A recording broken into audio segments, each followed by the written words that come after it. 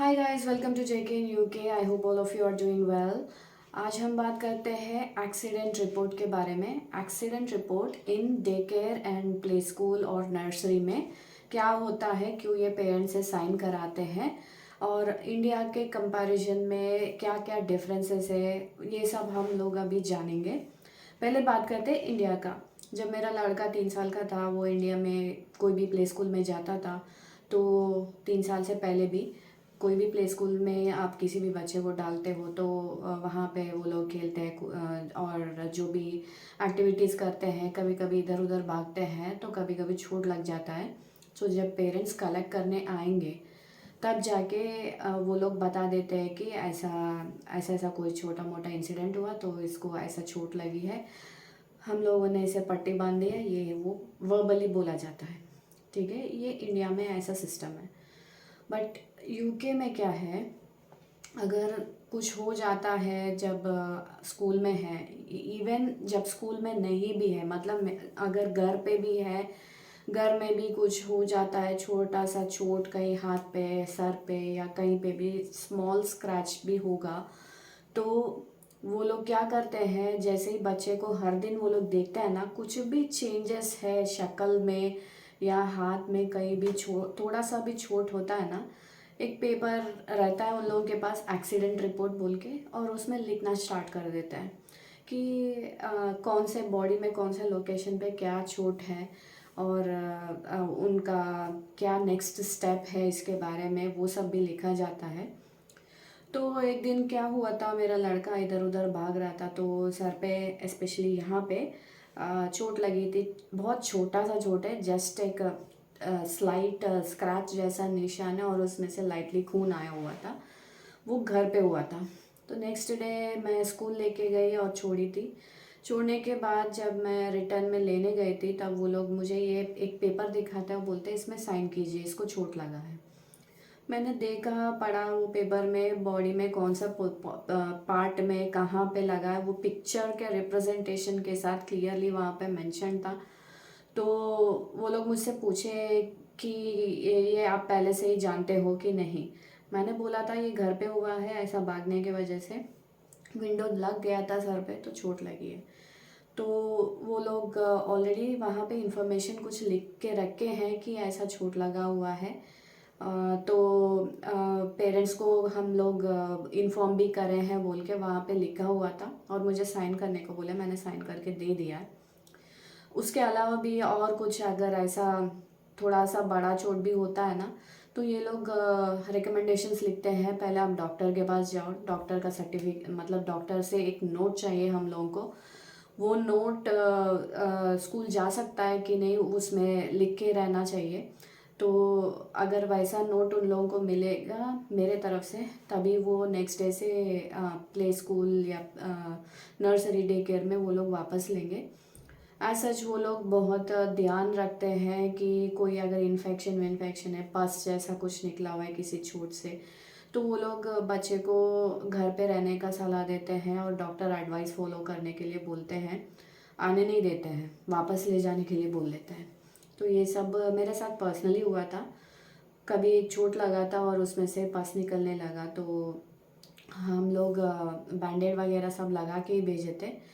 But वहाँ जाने के बाद शायद उसने वो बैंडेड निकाल दी गया कि उसमें से लाइटली शर्ट लाइटली भींगा था, एक 1 to 2 ड्रॉप्स जितना।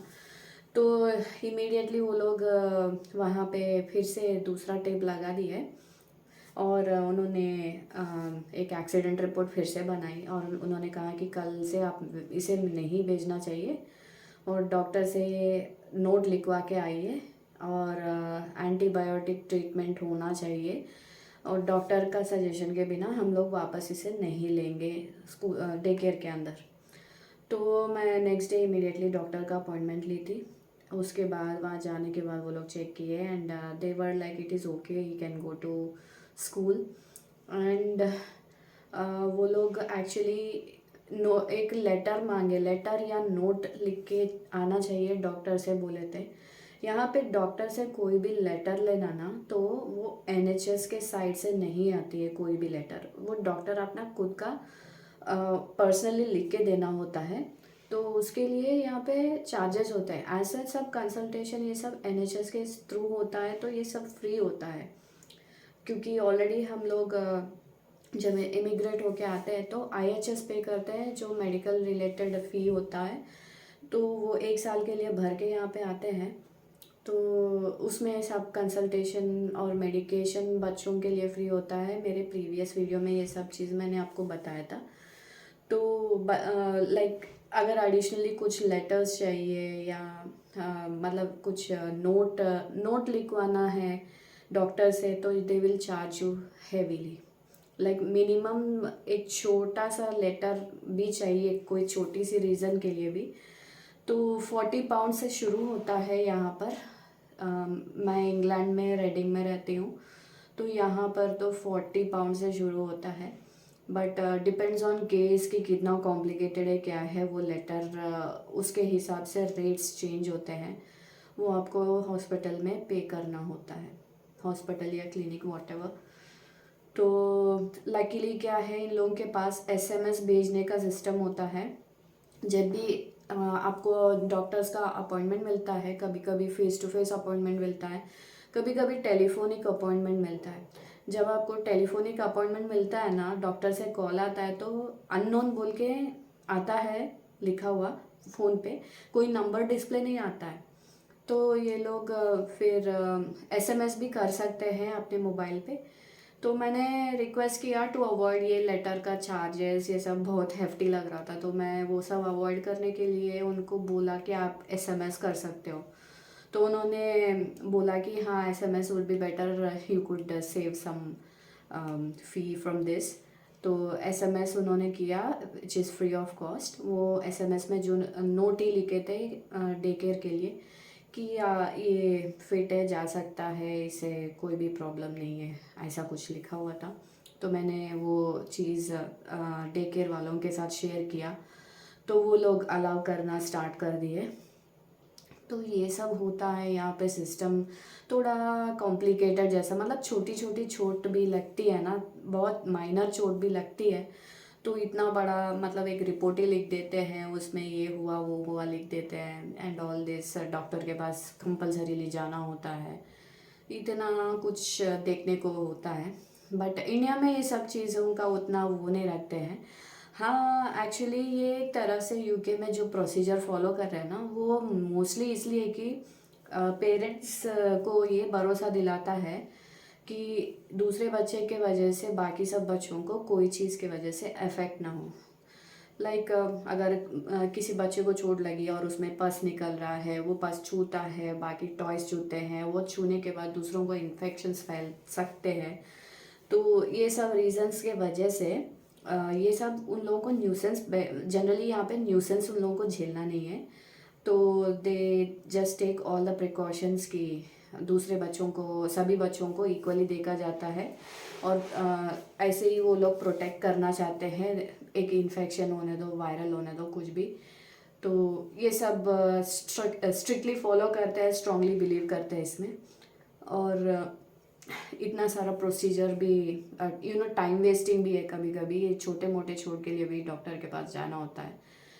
तो लेकिन यहाँ पे रहते तो करना पड़ता है, बट इंडिया में तो ये सब नहीं होता है, क्योंकि वहाँ का माहौल टोटली डिफरेंट है, और लोग समझते हैं कि ये सब क्या छोटा मोटा चीज़ के लिए वो लोग कुछ, फर्स्ट ऑफ ऑल ऐसा माहौल नहीं बनता है। बट हाँ, इंडिया में भी एक चीज़ है कि अगर कोल्ड या फीवर वगैरह आता है, तो वो प्री स्कूल वाले ही बोल देते हैं कि आप अपने बच्चे को ना भेजें, अगर कोल्ड फीवर वगैरह है तो घर पे ही रखें। तो ये चीज़ है इंडिया में। ओनली थिंग इज़ दैट ये रिपोर्ट विपोर्ट ये सब नहीं बनाते हैं।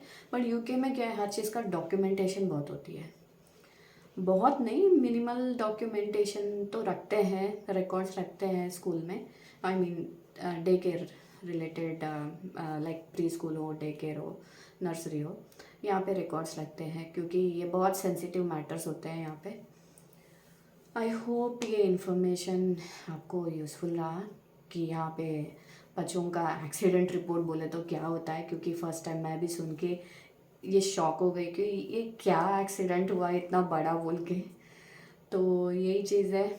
आई होप ये इन्फॉर्मेटिव लगेगा जो अपकमिंग पेरेंट्स है UK का। तो आप लाइक कीजिए, सब्सक्राइब कीजिए और शेयर कीजिए। Thank you. See you in next video. Bye.